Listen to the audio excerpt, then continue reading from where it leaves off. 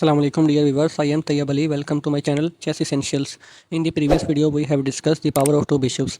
In this video we will discuss that if you have two knights and your opponent have two bishops, then how to play chess in these situations. As we already know that in order to fight against a bishop pair, you have to create a locked center, create advanced support points of your knights, and also you have to trade one of your opponent bishop with your knight so that you will get a favorable knight versus bishop chess game. In this video, we will see two games of the Grandmasters in which they give up their two bishops for the two knights of the opponent in the earlier part of the game and create a two knight versus two bishop imbalance. Let's see their games so that you will get an idea how to play two knight versus two bishop game. The game starts with the d4, black play knight f6, white play c4, black play e6 and white play knight c3, allowing the Nimzo Indian defense, and black play bishop to the b4 and Nimzo Indian is on the board, and white play e3, black castle, and white play bishop to the d3, black play c5 and white play knight f3, black play d5 and white castle here. Now black play c captures d4 and white play e captures d4 and black play d captures c4, white play bishop captures c4 and white is left with an isolated d pawn.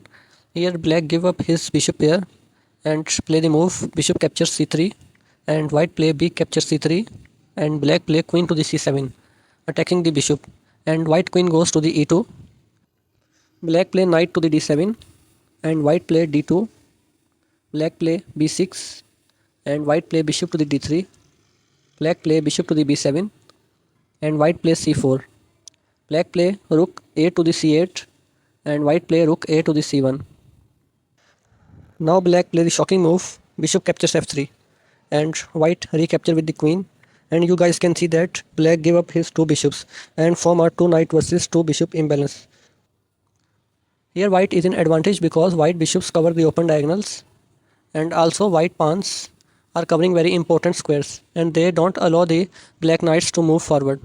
Here black play the excellent move e5, immediately challenging the white center, and white should play the move d5, keeping his center, but white play bishop to the e3 and black capture on d4 and white capture on d4 and black play the move knight to the e5.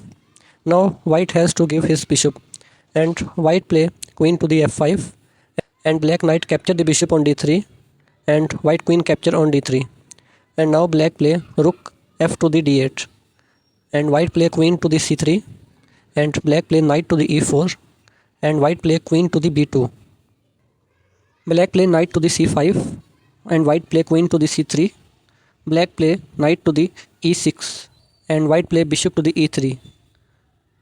Here black play rook to the d6 and white play rook to the c2, black play queen to the d7 and white play queen to the b4 and black play rook to the d3.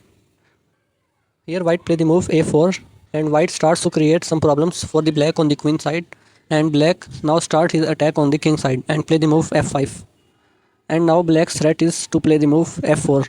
To prevent this threat, black play the move g3, but this is a big mistake because now black play f4 and white play g captures f4 and black play knight to the d4, white bishop capture the knight and now queen gives check on the g4, and now game is over.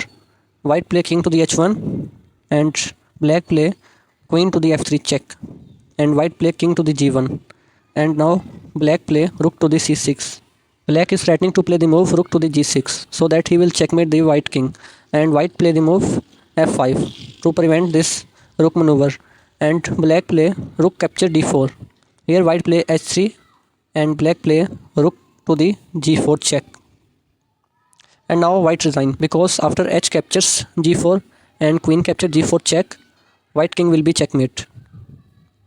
As you can see that queen and rook checkmate the white king. So when black play the move rook to the g4 check, white resign.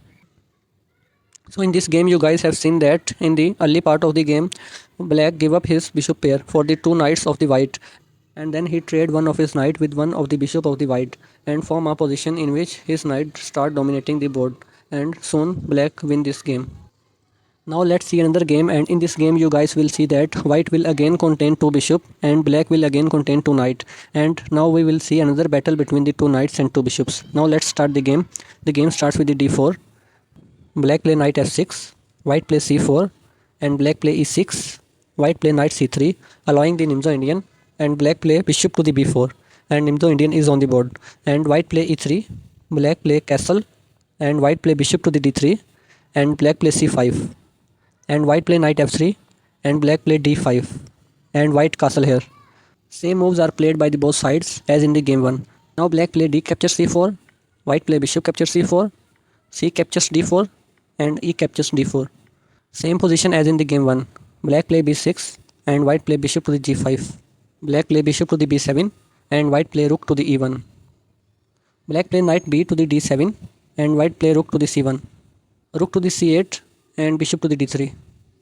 Here black give one of his bishop and capture the knight on the c3, and white capture with the b pawn. Black play queen to the c7 and white plays c4. Black play rook f to the e8 and white play queen to the e2. Here black play h6 and white play bishop to the d2. Here black play bishop captures f3 and give up his second bishop, and white capture with the queen. Here black play e5 and white play queen to the g3. Here white give up his d pawn in order to activate the bishops. Black capture d4 pawn, and now white play the move rook captures e8, and black recapture with the f6 knight, and white play the move bishop to the f4. Here black play queen to the c6 and white play bishop to the f5. Here black play rook to the d8. Now black steps out of the pin and also places his rook behind his passed pawn. White play h3 and black play knight to the c5. White play rook to the d1 and black play queen to the f6, and white play bishop to the b1. Black play queen to the e6 and white play king to the h2, and black play king to the f8. Here white play bishop to the e5 and black queen capture the pawn on the c4. Here white play queen to the f4 and black play knight to the e6. White play queen to the e4 and black play queen to the d5, and white play queen to the e2. Black play knight to the d6 and white play a4 and black play knight to the c4. Now both the knights are well placed and white's end is near. White play bishop to the g3 and black play knight to the c5. It is a case of two knights when two knights are more coordinated and more threatening in an open position than the two bishops. Here white play bishop to the a2 and black play d3. White play queen to the e1. Black play queen to the d4. White play f3, and now black knight comes to the e3. White play rook to the d2. Here black play rook to the e8 and white play queen to the c1.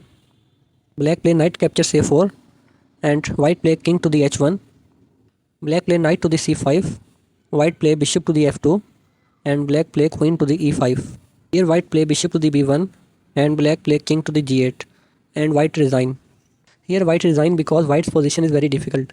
Black knight is coming to the b3, and also black queen is coming to the g5 and threatening the checkmate on the g2, and also black pawn is very near to the promoting square, so white resign in this position. So these are the two games in which you guys have seen that knights are dominating the two bishops. So never think that knights are inferior to the bishops. The thing which makes the knights inferior or superior is the way that how you handle these knights. So hopefully you have understand that knights are not inferior than the bishops. If you have proper knowledge how to use the knights, then you will use them effectively in your games. So this is all about today's video. Inshallah we will meet again in our next video. Thank you.